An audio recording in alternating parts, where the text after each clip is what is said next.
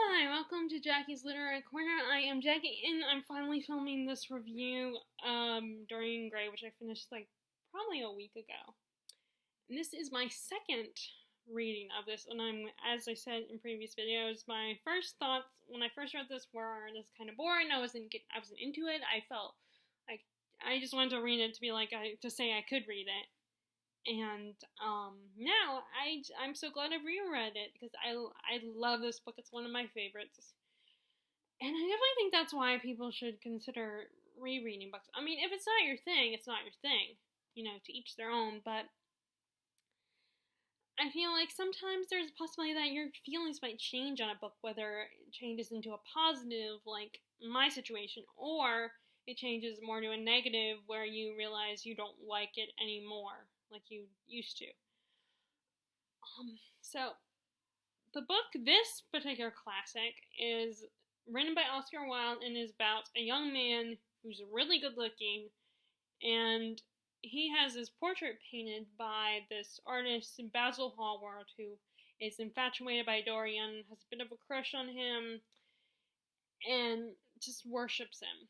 He even tells his friend, Lord Henry Watson, how Dorian inspires him and how he just is infatuated with him and but he also does not want Lord Henry to meet Dorian because he knows he could be a negative influence on Dorian and kind of ruin this beautiful man for Basil. But of course, Lord Henry meets Dorian and even kind of inflates his ego and, points out that Dorian will eventually, get old and lose his good looks in his youth, and that his youth and beauty is one of the most important things and is something to be valued and treasured, and how lucky he is. And so in a fit of passion, after seeing his finished portrait, Dorian makes a wish to remain young and beautiful forever, to basically be immortal, while his portrait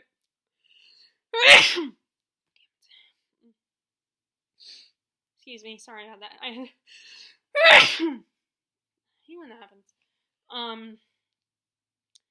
So he inevitably makes this a wish, and unbeknownst to him, it actually comes true.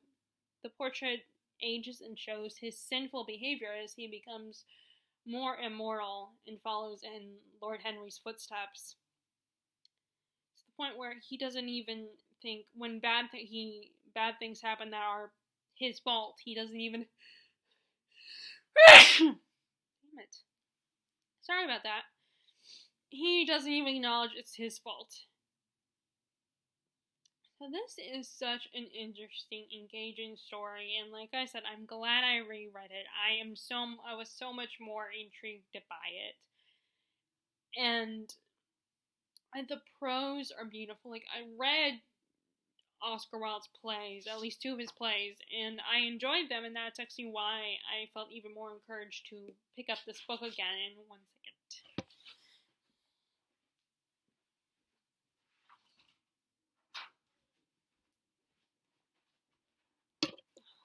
Sorry, my dog was asking to come in my room.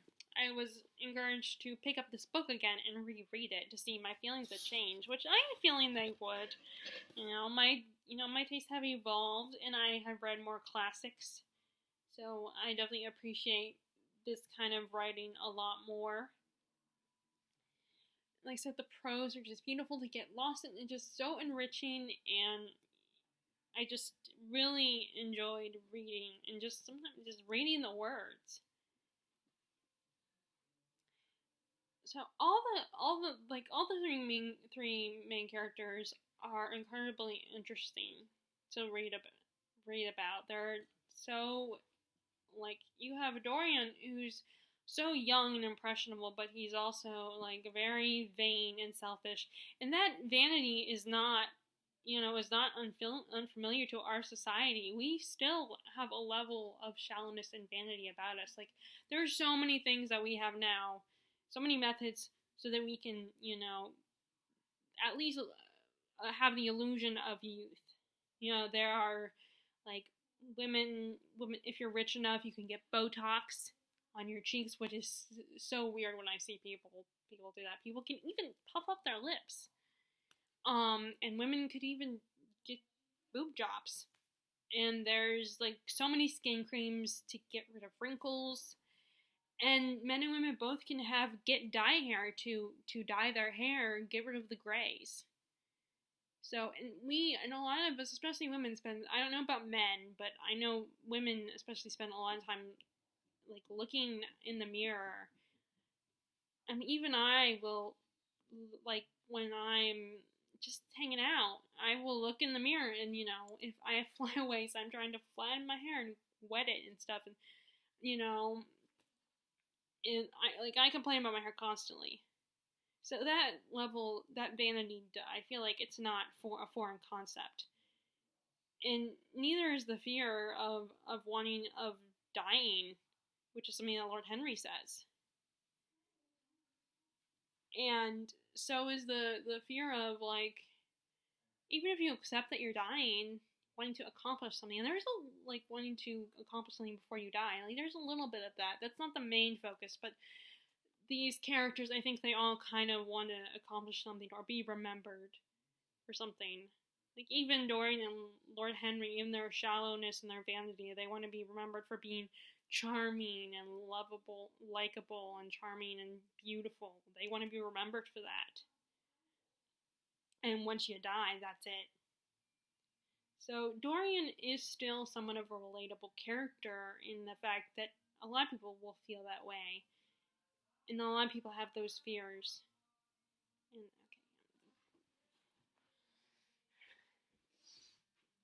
okay. Oh, sorry about that. The TV downstairs was distracting me. But at least this means it's a very real and personal venue. My venues are very real and personal. But anyway, it's like live. It's like reality. It's like reality TV. So Dorian is definitely a relatable character. I mean, not all of us would go as the extremes that Dorian does. Like, not all of us will make this wish, and not all of us.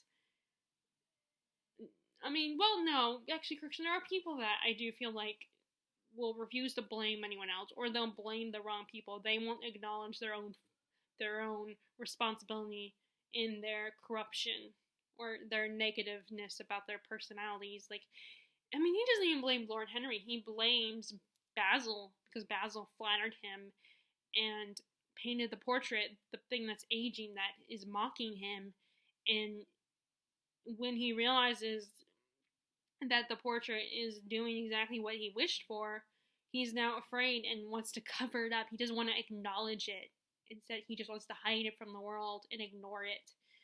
And we all, like, I feel like there are a lot of people who have that, where they will just ignore and dismiss, and will dismiss the bad thing. When they do bad things, they'll just make a defense for it. Like, even I, to some extent, will defend when I do something, like when I make a choice that, in a small way, I wish I hadn't. Like, I prioritize things that I wish I had not prioritized over something else.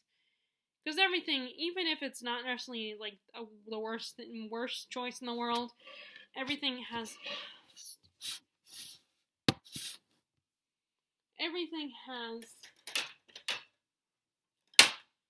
a price. Everything has consequences. Like, every choice, even if it's not necessarily a bad thing you're choosing from, it's just something like to watch this show or that show.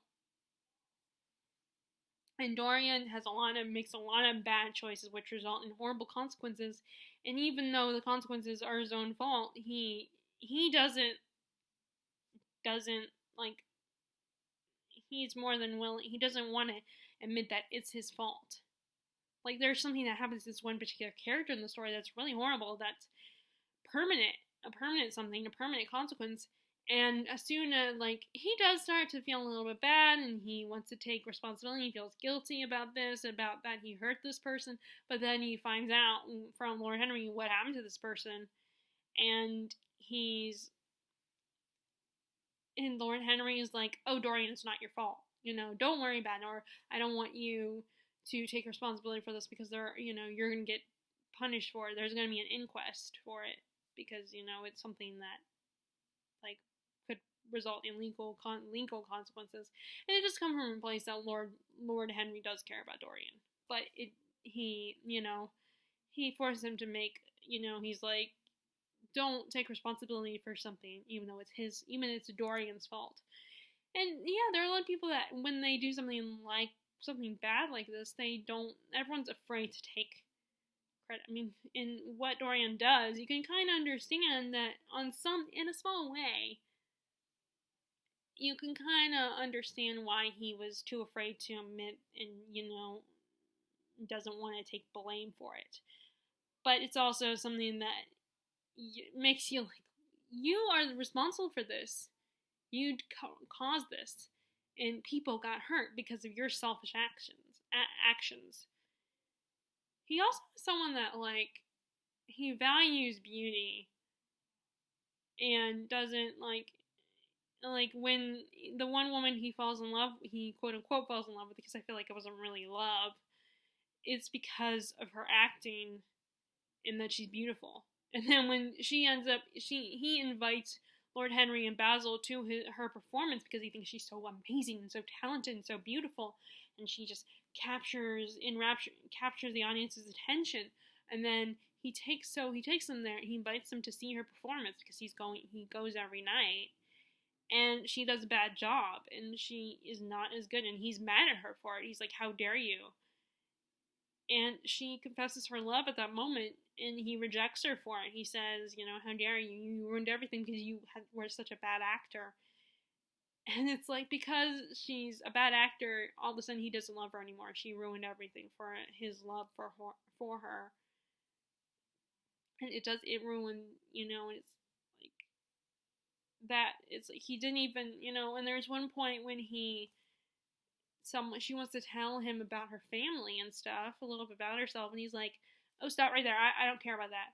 I love you, so it doesn't matter. It's not important. I love you. That's all that matters, is that I love you." It's like, if you love this woman and you're going to marry her, then you're going to be living with her. Her family is going to be part of your life. She's going to be living with you. Of course, you could have a marriage like Lord Henry's, where the two of them just, they live their own separate lives. They're married. Legally, they're married, but they live separate lives. And it's just, there are selfish people, I think, in the world that are like that just, don't care about someone's feelings and don't want to know anything about a person. And, they just want to marry him because they're good looking or they're talented. So, which is why I feel like they didn't have real love, because he didn't know anything about her. He didn't know any of her dislikes, her favorite things, anything about her family. What was her relationship with her parents and her brother? What was, what scared her? What was she passionate about? What, did she have any allergies? Like, he didn't know anything about her. All he knew is that she was beautiful and a talented actress.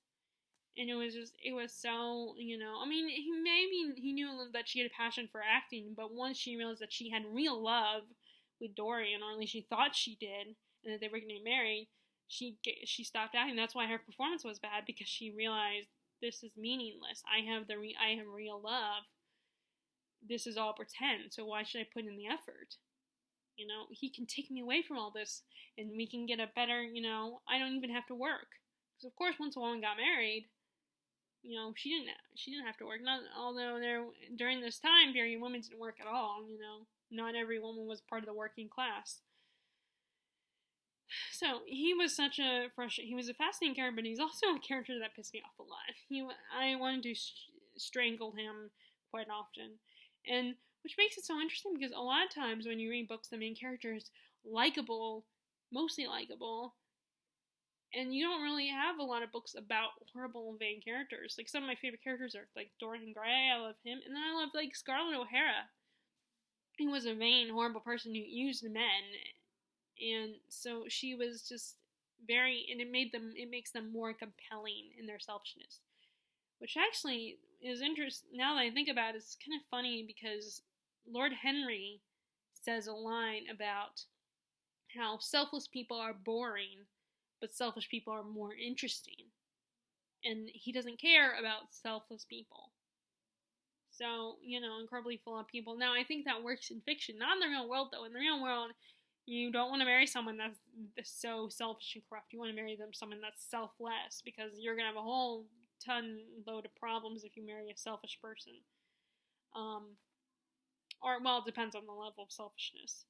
So it's very interesting that he said that after, and Dorian is a fascinating person, a fascinating character, to read about. And I think that's both Basil and Lord Henry were fascinated and intrigued by Dorian, because there was such mystery to him, and he was so good looking. And then Lord Henry's turning him to a bad boy makes him even more appealing, because there's this whole thing about women liking bad boys.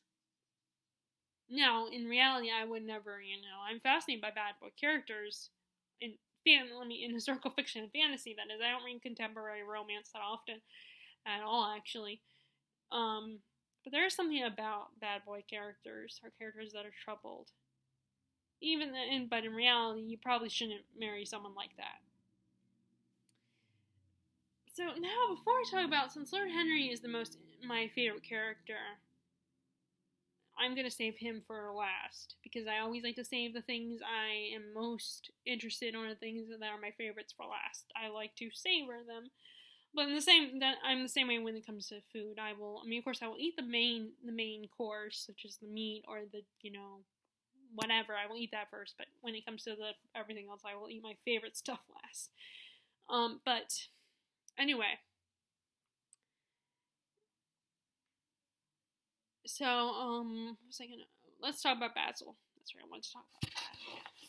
And out of the frame. Basil is, he's a character that you feel so bad for him, and you just want to give him a hug. And he's someone that he really worships and admires Dorian, and he sees nothing but the best in Dorian, and he sees Dorian as this pure, beautiful person. And at first, he's deluded himself to believe that Dorian would never do anything bad. That Dorian is Mr. Perfect. He would never do bad things. And, and he doesn't, there's an incident where, referring back to the incident that I mentioned earlier, where he does something really horrible to someone that results in a permanent consequence. Dorian ends up, Lord Henry comes to visit him, is like, it's not your fault what happened to this person, so don't worry about it. Come with us to the opera and hang out. Don't worry about it.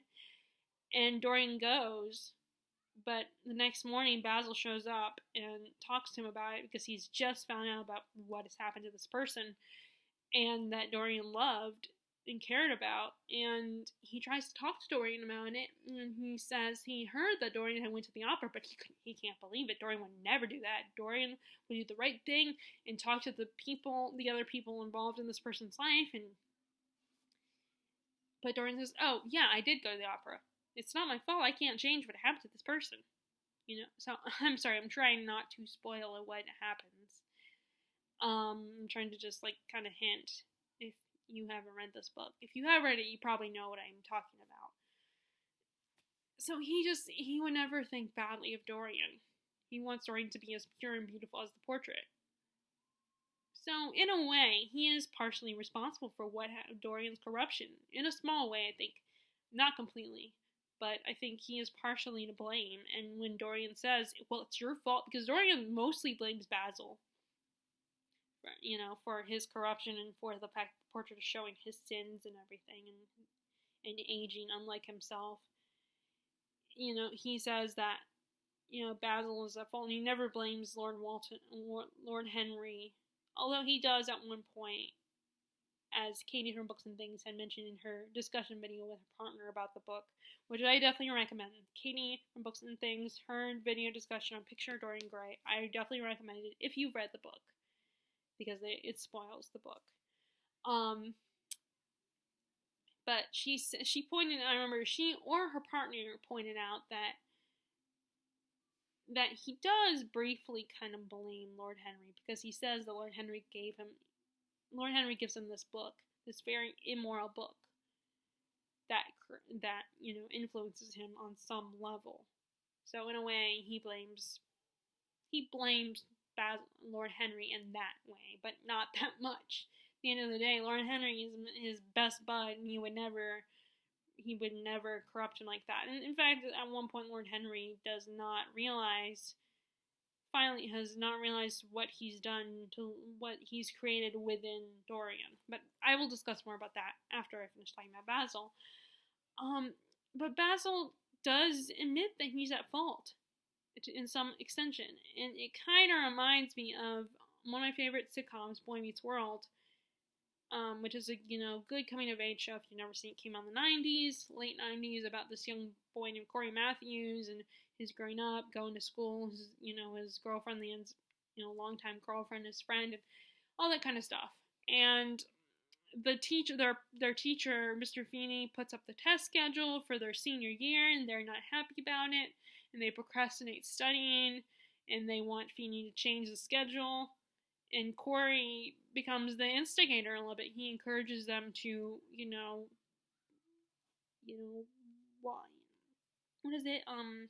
protest it. And which is not the first time he's done that. Of course, this first time he did that, it was his peers that left. His peers that kind of abandoned him, and it was Corey and Sean who were, still kind of doing their little cheer and protesting. But anyway, but it gets out of hand to the point where the other students vandalize the school to terrorize Mr. Feeney. And Sean points out to him, well, you're responsible for this too. It's your fault. And because Corey is a good guy, he admits that he's right. And it kind of made me think of that. Which is partly because I was watching it back in September. I haven't finished it yet because it's October, so I want to do spooky stuff, and then I'm reading Victorian literature. But yeah, it kind of reminded me of that. A good person does not realize the consequences, but when they do admit they're at fault. And they take responsibility. And that's what Basil does. When Dorian pointed out that, well, you're to blame for this, he's like, well, you're right. I am partially to blame, and I'm sorry I did, resulted in this. And he tries to help Dorian, but Dorian isn't having it. He doesn't want, because he, and he kind of hates Basil for it. And then Lord Henry also doesn't see Dorian clearly either. He sees Dorian as someone to play with, someone he's infatuated with, because he's just as infatuated with Dorian, and someone he can corrupt. But he doesn't really truly realize how corrupt Dorian becomes, and that it's his fault, And he doesn't, Dorian is just someone to, mess with and influence. And, I always believe, when I was reading this, I was thinking about how I feel like Lord Henry probably went to Dorian not just because he found him fascinating and was infatuated with Dorian, but also, I think he didn't want to be alone. He's eventually, his life does not go very well later on. You find out that a lot of bad things have happened in his life. And, it's probably around the time he wasn't, because he's not in the book the whole time. There is a part in the book where he's not around, but his influence is looming in the background. But there's a lot of things that happen and bad things that come to fruition in his life. And sometimes I feel like maybe he wanted to get into Dorian's head because he didn't want to be alone. He wanted, a partner, a companion, maybe even a lover, because there's definitely some gay undertones in this story. Although I don't know if it would be considered undertones, because it really, the way Basil talks about Dorian, it's very obvious, in my opinion. Of course, there are versions where there's more of it that Oscar Wilde had to take out, because, of course, that time period, it was like, no, we can't acknowledge that. It's impure, and, you're gonna go to hell if you're this way, if you're gay. But, anyway. And so, what was I gonna say? He doesn't realize he influenced Dorian, and sorry, all of a sudden I start feeling hungry. I don't know what we're gonna eat, but he doesn't, he doesn't realize the monster he's created in Dorian. And again, even he doesn't think Dorian would do anything too terrible. And oh, I was gonna say how maybe he doesn't want to feel alone. He wants someone that's just like him. He wants, like I said, he wants a partner, a lover that is, someone that is like him, sees the world the way he does. Which Lord Henry has some interesting philosophies about life. Sometimes they were amusing, other times they kind of made me roll my eyes or get angry. But it makes him such a fascinating character. The way he sees women, and he's surrounded by very intelligent women, and there are moments where he actually shows that he cares about the women in his life to an extent. Maybe not his wife, but some of his female companions. And that despite his views of women being ignorant and, vapid and all that, he puts value on some of the women in his life, especially and respects them on some level, I think. And he also has, unlike I referred to earlier, if someone is selfless, they're boring to him, they're not worth it. He prefers interesting people over people that he considers uninteresting. Like, if you are uninteresting to him, then you're not worth it. And he also thinks that because of their shallowness is a good thing, that makes them better than everybody else. If you're not shallow, then you're the person in the wrong. So his philosophies are very entertaining to read and very interesting. And that's, I think, why I like his character so much, is because he's so incredibly flawed. And there are flickers of moments where he actually seems like a decent human being, but most of the time he's someone he's so misogynistic and just such a pig. But there are, like, flickers of moments where he shows, like I said, when Dorian does this really bad thing, he does, like, it comes from a place of, you're gonna get, that he cares about Dorian. He doesn't want Dorian to get in trouble for it, because he cares about him. So maybe there is something between them, an affection, a romantic affection, but of course they wouldn't act upon it. And that's also something that Katie from Books and Things touched on too. How all three, that Basil and Lord Henry would not act upon their feelings, but Dorian would. He's a lot more impulsive. That's the other thing about his character. He's very impulsive with his actions and very selfish. But so yeah, it's not that long of a book. There was only like really one chapter that I was like, okay, is this chapter over? And that was kind of a passing of time kind of chapter. It was not the most exciting chapter. It's like, I was counting how many pages, although the chapters are not that long. Like I said, it's not that long of a book. I mean, see how thick this is, this book compared to, I don't have any other books I can show you, I guess, but, yeah, it's not that long of a book. And I kind of like, and I love the element of where there's a little bit of a supernatural element in the story with the portrait and everything. And for a brief moment, I did wonder, is this portrait really altering, or is it just his imagination?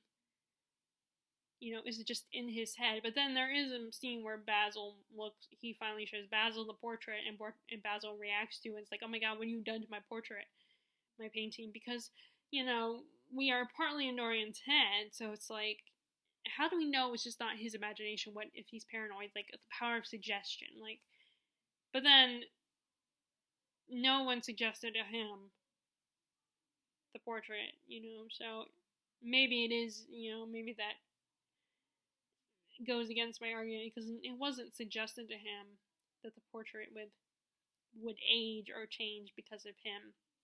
That maybe his conscience did it. Maybe his conscience made him feel guilty, and that's why, but that was only for like a brief moment, and then I was like, no, it's probably, and most of the time I usually want it to be something supernatural anyway, not to be just in someone's imagination. But, so yeah, this is so good. I mean, and if you like Victorian literature, and you haven't read this one, I definitely recommend it. Like I said, it's such an intriguing story, and then it's not that long again, and it's like these three main characters are so interesting, and I love Oscar Wilde's witty dialogue, which, this has plenty of, along with so much more more than what his plays, because the plays of his I read could not have too much description, while this one has a lot of that is a lot more prose. Unlike the plays, like I said, they're plays, they just have dialogue and maybe a brief sentence of what the characters are physically doing. But other than that, it's mostly, dialogue. While a book, a novel, can do more than just have dialogue. That's why I don't read a lot of plays, but I do like them and I want to read more. That's why I even got well, I can't show you, but I got not Oscar Wilde, but Shakespeare plays. And I bought the plays because I do want to read more. And I have 2 more Oscar Wilde plays that I do want to read. And then I'm gonna look up see if there's any more like fiction, like maybe at least short fiction or something that Oscar Wilde has written, so I can read it. Because my original copy was a mass market of this, and I don't know what was in that story, in that collection. But anyway, like I said, I would definitely recommend this if you like Victorian literature. And I guess that's it though. That's all I really want to say about it. I loved it. I'm glad I reread it. And now I'm currently working on A Tale of Two Cities, which is also a reread. And then I'm also rereading Dracula. But that one's going to take a little bit longer. So, if you guys like this video, be sure to give a thumbs up. Click subscribe if you haven't already. Click the bell notification below. Wash your hands. Use hand sanitizer. Cough into your elbow, cough and sneeze into your elbow like I did earlier. I apologize for that. Wear your face mask and just stay safe and just stay safe.